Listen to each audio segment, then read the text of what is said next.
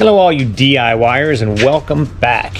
I wanted to kind of go through the backyard and kind of show what we've done and kind of describe a few things and show some detail on a few things because it'll help.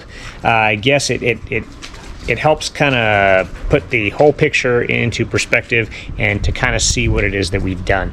So in a past video we mentioned that the travertine around the pool was going to be curved on the edges, and we decided to go with completely linear lines and squared edges because it was going to be easier for the grass and the turf, which I'll give you an update on that in a second. But if you look at this, we decided to go with square corners everywhere. There, on that one, I think we said that was going to be a square corner, and then way over there is a square corner. And the reason that we did that was just for ease and probably the way it was going to look with the turf up next to the travertine. So the let's see, what else have we done? The gas line for the propane, we finished the plumbing for this, and I got the gas burners. I cut them into the top of the water feature. Check this out. It looks so nice at night when it's on and it just hooks to that propane tank. The lines run inside, and I'll give you a little tidbit a little bit later, a little bit of video when the sun goes down, when everything is on. It looks really nice with the backyard lighting going and the flame. It just looks really cool. I'm so happy with the way it turned out. When we're doing the travertine up next to the house, you probably see where we're using just a little bit of sand at a time. When you look at people do this online, they're going to be, on YouTube videos, you're going to see where they'll put out hundreds of square feet of sand and they will screed off and make it perfectly flat for the laying and the application when you're putting down travertine or whatever type of paver. We are doing just a little bit of sand at a time, and then we're using the level. Every time we put a block down, we check it to make sure that it's where we need it to be. And the reason we're only putting a little bit of sand down at a time, just like this, is because if we covered this whole area with sand at one time, these little furry creatures right here are absolutely crazy. And they run through the sand. I found one of them laying in that mound of sand, chewing on a bone the other day, and it's just the sand is so embedded in their fur, and they track it in the house. So we're trying to keep it down to a minimum, and that's the reason that we're doing it that way, where we just do a little bit of sand at a time, and we don't want to spread it all out and basically make a beach out here for the dogs to track it in. The travertine's going fairly quick. It is just a 3-piece pattern that is constantly repeated, so it goes fast once we get a rhythm going and we get the sand laid out, and it's the pallets are disappearing. We are down, I think we've used almost 3 pallets now of stone. We have about 1 3/4 pallets left, and that is going to be the remainder of what we have to do down here. If we don't use it all, we are already planning on putting travertine on the side of the house for a slab for our garbage can and our recycle bin. So that's where we keep the trash, and the recycle is on the side of the house over there. So we'll just use the excess travertine if we have any left over to do that. So we had a spot right about there, somewhere right in here on one of these lines where it looked like it curved. So I ended up having to do some fix work where I didn't end up having to take up 60 or 70 feet. I took up probably about 10 or so square feet. And what I ended up having to do was I had to saw cut just a couple of the stones, but I'm going to have to continue those saw cuts down basically to the end where the grass is going to be. And in order to get it back on track and on a straight line, that's what I'm going to have to do. And it's really not that big a deal. It's a fairly fast cut process, and I just use a little bit of water, and it's a smooth cut. It looks fantastic. You can't even see it because I'm only cutting off 1/8 of an inch or so of the stones as it follows one line down to where the grass is going to be. So it's not bad. I'm very happy for it, for the way it's turned out. And one more thing. We bought some deck chairs months ago, and they've been sitting in the backyard just collecting dust and leaned up against the wall. You've probably seen them in the other videos. And we took them out and we put them on the deck. But when we did that, Shannon said, she looked out and she said, I didn't even pick up on it. She said, those don't match. She says they clash.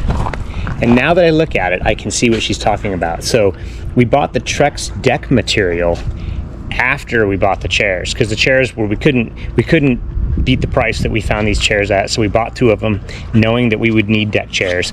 And when we look at it, they just don't look right. So here you go. The deck chairs are actually kind of a brown color with the charcoal gray deck, and Shannon just doesn't like the way that looks. I could probably live with it, but I understand what she's talking about. She is really into contrasting colors and stuff. So she found these other lounge chairs, and I think they are, I don't know where they are, but they are a black frame with kind of a material that is similar to the color of the travertine. It's going to look really neat. It's going to match the other stuff that we have in the backyard. So these are going to go somewhere else. Don't know where, but they're going to go somewhere else. So that is the biggest update we have, other than the fact that the pool is full, completely full. We've got the chlorination started, and it's crystal clear. It looks beautiful, and it is, yeah, it's cool. It's pretty chilly. So I'm afraid that these dogs are going to jump in, and if the dogs jump in, that's going to be catastrophic, because all they will do is track in the dirt and the mud and the sand into the house. So I'm hoping we can keep the dogs out. If we don't take them on walks, they're not going to want to jump in afterwards. They usually make a beeline for the pool and jump in right away. So I think that it's about what we've got going on. We have put the shed framework on delay a little bit, just because we have not been able to shop for a door and the window yet. So we have not started the framework on this yet. It's probably going to be another couple weeks before we realistically get started on this. We were hoping to get started right away, but it just didn't work out. We wanted to get some other stuff done first, and without the door and without the window, we really can't do the framework, because we have a base rail we have to attach to the slab. In order to do that, we have to know the width, the opening of the door, and it's just not worth trying to put some stuff in and having to maybe modify or pull stuff up. So that's where we are. We just finished getting the travertine down towards the fireplace. I mentioned the turf. We had a turf person come out the other day, and they gave us a quote for adding turf back here. There's so many different aspects to turf. I know that I could do it, but do I want to? I don't have the mechanism for being able to get these massive rolls of turf here unless I got a trailer. I suppose I could do that, but you know, I started pricing out the price of turf, the price of all the stuff, the price of the decomposed granite base that they would put down, and I started thinking about the labor costs, and they're really not that much compared to if we had a company could just come out and do it. They're professionals at this stuff. It's a 10-year warranty or something on installation, and if there's a lot of seams that have to go in here, because of the seams, I don't really want that aggravation. I don't want to have to do that portion of it. So we're going to have a company probably come in and do the turf and complete that portion of the build. So that will be the two things that we will have done: The slab was done by a company, and we're going to have the turf done. We're going to do 100% of the remainder of the build, I think. I think that's it. Our plants are starting to grow. Our jasmine on the right is already smelling like jasmine. Beautiful. I love that smell. Our snail vine in the middle is doing real well. The one on the left is a little slow grow, but hopefully it'll catch up. Anyway, I think that's it. Seems like a lot, but all right. Yeah, I think that's it. Anyway, I hope you've enjoyed this. We're going to get back into the work mode. Keep the camera on. I hope to see you again. I hope you come back and watch us. And we're really anxious to show you the continuation of this build and how it's going. And we'll do kind of a numbers breakdown at the very end, so we can share with you kind of what it cost us, how it kind of went through the months, and what we put into this backyard, and hopefully we can figure out kind of what we saved. So it's getting more and more and more. We keep adding more to it, but I think in the end it's going to be absolutely fantastic. We love what we've done. We love how it's turning out, and we are completely stoked at what we believe the final look is going to be. So I hope you guys are enjoying it. Put some comments down. Tell us what you got going on as well as a DIY project, and we will talk to you later. Bye.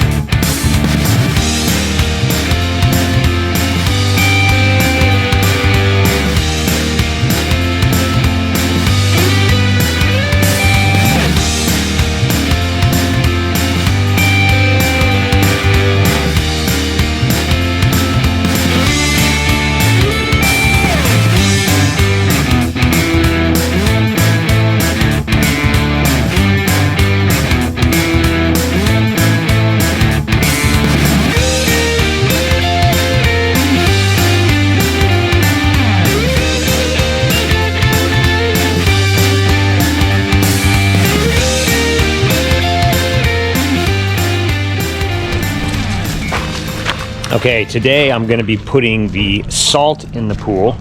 This is a saline pool, so it requires salt, and then through an electronic process, it converts the sodium chloride to chlorine, I think is how it goes, which chlorinates your pool. So I am going to get that done now, and it is quite a bit of salt. These bags are, let's see, 40-pound bags, and I was told by the pool company that we needed between 7 and 8 bags for the size of our pool. So I'm going to put 7 or 8 bags. So we're going to be putting 7, 4, 20, 280, between 280 and 320 pounds of salt in my pool. So it's going to be good. Let's get started. Put this down.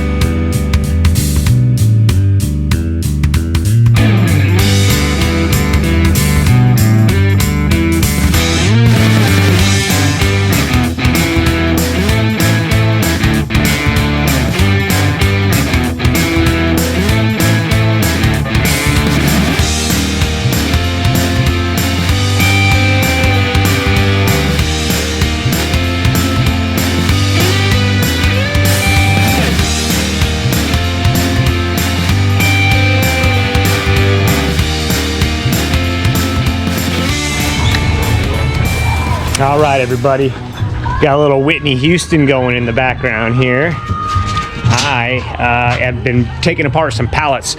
We had probably, see, 1, 2, 3, 4, 5, 6, 7, 8, 9, 10. We're gonna have probably 11 or 12. Yeah, we have 12 pallets probably that I'll be taking apart, because I'm gonna use the pallet wood. On the opposite side of that wall is our gym, and our garage goes all the way back there. So once the gym moves outside to this new outdoor gym that we're building, we're gonna have to kind of redo the inside of the garage, and we're gonna use pallet wood as one of the walls. We're gonna line the entire wall with pallet wood and kind of make that our workshop in there. So that's gonna be fun, and it'll look totally different, and it'll be kind of a cool addition to the garage.